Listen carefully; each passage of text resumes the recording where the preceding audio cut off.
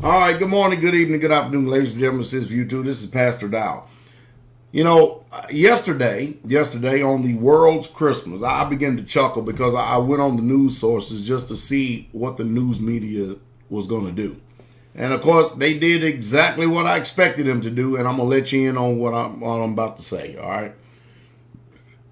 They went to different places in the world, like Bangladesh, the Filipinos, Brazil. They went to all these places, places in Africa,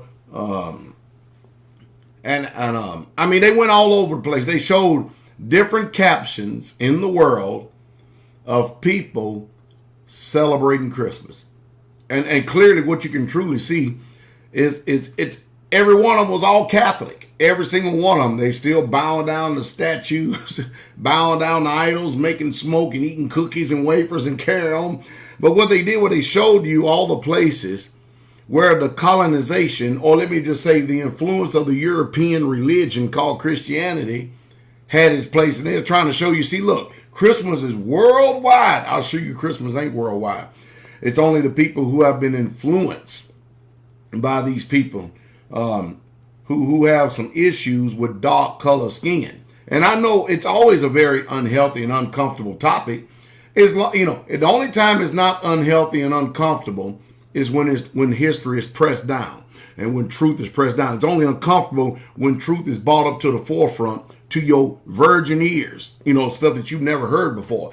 Then things all of a sudden begin to become uncomfortable because you're going to meet some challenges. Your heart is getting ready to be tested. That's the reason why Pastor Dow is here. I'm here to test you and try you. And some of you people, I found out exactly who you were yesterday.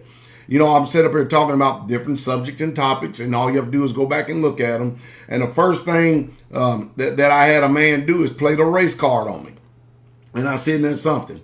Now, let's just talk about modern history for a second. Have you looked at National Geographic's recast of King Tut? Have y'all seen it yet? We all know that the ancient Egyptians were black people. Like all the Brazilians, they were black people before the Europeans flew 4 million white people into Brazil. And you know what they did? They end up whitewashing Brazil. And then the indigenous people of that land, they're suffering poverty. They're stricken. They're way off in the background. But the lighter skinned counterparts are pushed up front for the TV cameras, for when people go there to see. And I'm telling you, this whitewashing is taking place everywhere. Now, why am I racist? Simply because I'm stating facts that cannot be refuted. I'm not the one that has been toying around and playing around with history. Neither am I the one that has taught you these fairy tales and these lies to believe. I'm not the institution that taught you these things. And yet and still, just because you put mental assent to it does not make it right. The movers and shakers in this world, they have an agenda. And it's amazing. It is literally always amazing to me that people, the ones especially who control things, and that's the reason why they wouldn't let Bill Cosby buy NBC. Because look here, black man, you can't be buying NBC and trying to control the influence of what's going to be put out. So they put up blocks in front of him. And now, of course, Bill Cosby being demonized in the media by the shakedown artist. Because some way, somehow, he done come up against somebody in the New World Order, just like they could do with all of us. I know I'm changing channels here again and again, but you have to understand, our life is just a vapor of mist. And these bankers got billions and billions and trillions of dollars. They have set up a system worldwide that they can print money into infinity in order to take over the whole entire world. The bankers. And of course, you got these sellouts, politicians that is bought into that lie. And I tell you, that's the reason why it's good for you to go back and look at that movie Braveheart. I'm telling you. But this is what they do. The intent of people today, especially Europeans, especially here in America, their intent is, it's like here in this country, in America, you often hear about the Indians that are red, and then they give title and notoriety to those who possess white skin and they look white, even though they have Indian features. But you never hear them talking about the original indigenous people of the land called the Black Indians. As soon as you start bringing up and showing pictures and showing stuff like that, all of a sudden they turn their head, they drop their head. They can't even acknowledge the truth that the original Indians in this country were in fact black people. I'm wondering what the real true races, or who the real true races are. I already know who they are. It's just that trying to get you to see who they are. Even this book right here tells you exactly what they've done. They painted their images into the books. they did. The Greeks did, and the Romans did, and the Americans, the Europeans, they painted their images seeking to change history. So what they do is that they suppress history, all right? And they suppress the truth. They suppress history, they suppress the truth, and then they use a tactic called reverse psychology. And they call anyone who challenges their paradigm of history and anyone who challenges their paradigm of what they have given us to be truth, they use the tactic of reverse psychology and call you a racist for doing it. That's their version. Because you see, they have a version of history and it's not factual and truthful. But there is a underlying tone going on worldwide of white supremacy racism. And of course, hey, you think about this for a second. It's hard for you to speak truth to power, especially if you're white and you can realize what's going on. That's why when I see white brothers that can actually tell the truth about history, no matter what the color is, they got the same spirit in them as I got in me. Because I'm going to tell the truth. I'm going to flat out tell the truth about history, whether people like it, understand it, or not. But most people don't know the reason why Brazil is all whitewashed today. They have no idea why the people of that land, Brazil, Puerto Rico, even the Mexicans, or the so-called American Indians, they don't understand the reason why people look like this today is because, you go in and you rape, rob, murder, and pillage a country. You use all these tactics. Only a devil can think like this. I'm telling you. But when you really truly look to see what's going on, it's easier for the white people in this society today who have benefited off of the lies and who have benefited from the money-making projects that has taken place off of cheap slavery. They're going to do everything they can to defend and protect that position because they don't want to be the ass. They want to be the head, not the ass. And so if they have to continue to suppress and cover it up, they will. So when you see people on YouTube that's revealing the true color of Jesus, and they're not playing these old tactics and these racist games, what difference does it make?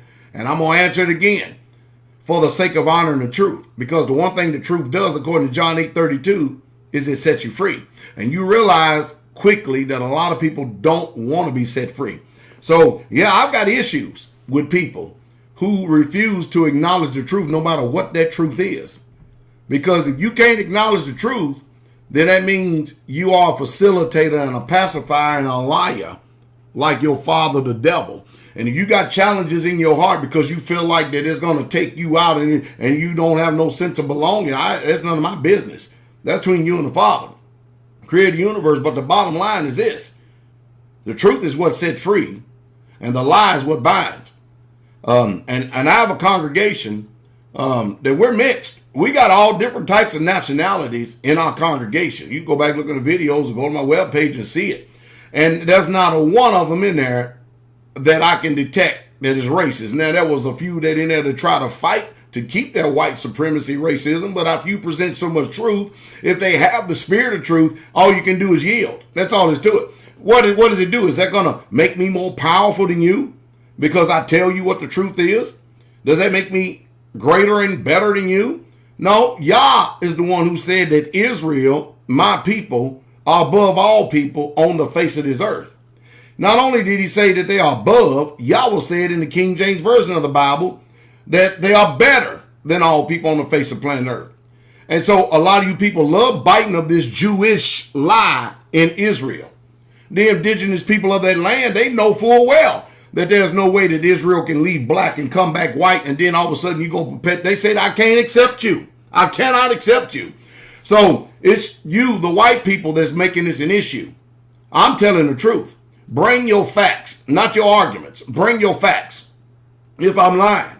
And why is it so hard for you to get that noogie out of your throat right there and choke it down and become a truther and just stand for that truth? Why is it? Why is it so hard? Does that racism and that spirit of lies run that deep inside of you that it pains you to death? It hurts you so bad to admit it and acknowledge it? Guess what? Pastor Dowell's never going to stop speaking about this truth right here, because it's part of the truth that has been covered up in the Bible. When the Bible says that Paul in the book of Acts was, art thou that Egyptian? He damn sure wasn't saying, are you that white Greek European Roman? He damn wasn't saying that. They wasn't saying that. If Moses grew up there in Egypt and all Egypt was black, every bit of it, I don't care what National Geographic reconstruction or recast of King Tut is saying, they were flat out black. That means Moses was black. Isn't that something? That means that if Joseph was second in command in Egypt, and then by the time his brothers come over there, and here's Joseph painted up like an Egyptian, looked like an Egyptian, they couldn't even recognize him. You know why? Because the Egyptians were black, the ancient Israelites were black. And it's amazing today, because the Europeans, through their colonization, has went and sacked almost every country in this world. And they have recast and redone and repackaged history.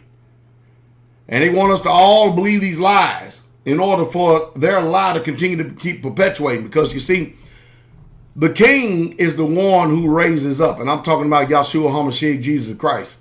Those of us, he puts the inspiration, the spark of spirit in us to stand against all lies. Not only do I stand against the lie of all this mess in social, political, and economics, but especially religious, because whether y'all like it or not, we are spiritual beings. And it's just a sad situation. It's a sad day. Really sad situation. A sad day when you got to the point that it hurts and pains you to acknowledge the truth.